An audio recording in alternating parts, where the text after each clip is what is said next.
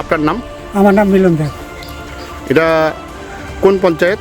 পশ্চিম হরিণা পঞ্চায়েত 1 নম্বর word, বাবুগ্রাম। বাবুগ্রাম। এই রাস্তাটা কোনখান থেকে কোনখানে গেছে?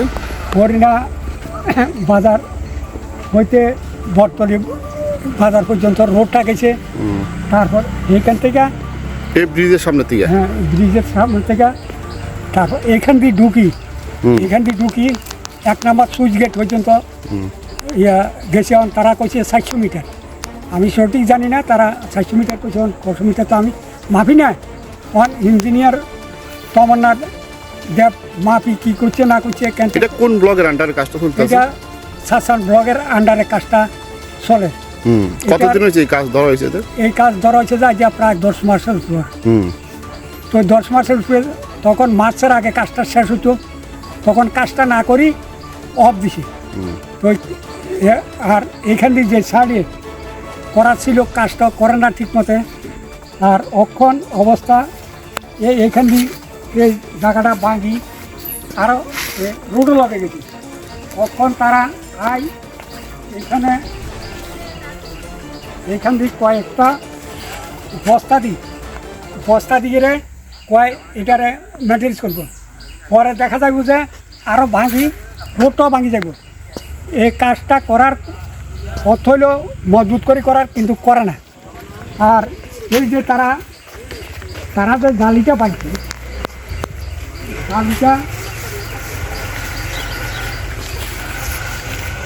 এই জালিটা ঠিক মতে পাতলা করে পাইছে। জালিটা বাঁধানোর দরকার, জালিটাও ঠিক মতো বাঁধানো। তো রোডটা ইটের সোলিং করার ছিল, তাও করানো। তো বলছে যে আমি তো মাটির উপরে করে দিব। তারপর এই সাইডে মাটি হালার কথা ছিল, মাটিও হালানি।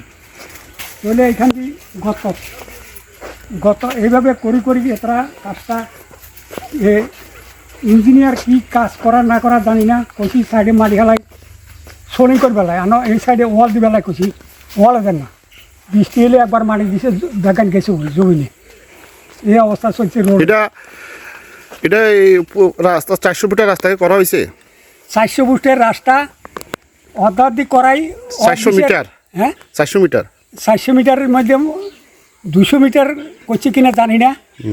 তো রাস্তাটা কোনো জলে দেন না, জল না দিলে রাস্তার কোনো টেম্পার থাকতো না, যা করছে। আর কতগুলা পাথরের শিপ যে আনছে মাটি মেশাই না, আস্তা মাটি অর্ধেক পাথর অর্ধেক। তো ইহার পরে অকন 3টা টিপ আনছে নতুন, সিপসগুলো ভালো। আগে সিপসগুলা একদম মাটি। এই মাটি সিপ দিয়ে যদি রাস্তাটা করে, রাস্তাটা আনতে হারিয়ে যাবে। এইখানে অন্তত 60-70 জন কৃষক ধান নিতে পারে না। তো কি তারা কাজটা করে দিবার কথা আছিল। আগে একবার ধরি গেলে 3 দিন বন্ধ রাখছে, অকন 6 দিন বন্ধ, কাজটা করে না। শুনেছি এখান থেকে নাকি রড চুরি হয়েছে। এখান থেকে রড যে গ্রামবাসীর দুর্নামের জন্য সর্পনা দেব যে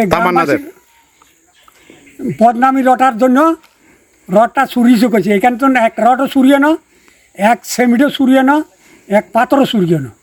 সে নিজে একটা লাল গাড়ি ক্যান্টার দেখছি রড নেয়ার, হের আগে সবর্ণা দেবের গাড়িও যার, তামান্না দেবের গাড়ি যার এর দূর পর্যন্ত। তাহলে রডটা চুরি হইল কই?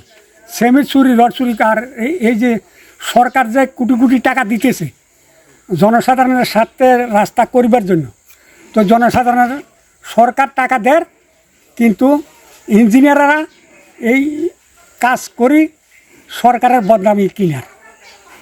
এইলো দোষ যে রাস্তা দিয়ে মানুষের চলতে পারে না।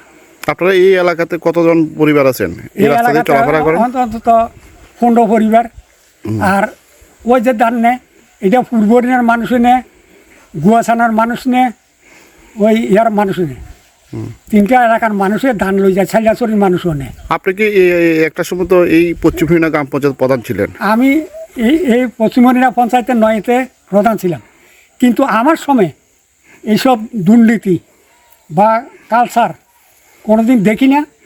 সরকারও ইয়াতে যেমন এই মেইন রোডটা কাজ করাবার সময় ইয়ার টিভি সেন্টার দিয়ে কাজটা সুন্দর মতো করে দিছে। আগে মেটলিংয়ের কাজ আছিল, কিন্তু আমি প্রধান থাকি তখন করাইছি, তখন তো এই জালি তুই নখন সরকার টাকা দেয় আর ওই ছোট নেতা খেতায় টাকাটা খাইতেছে। মানে আর অনেকে পাবলিক ডরের সাংবাদিকের কাছে কথা কইতে আই না যে তারা কিছু কি হয় কিনা।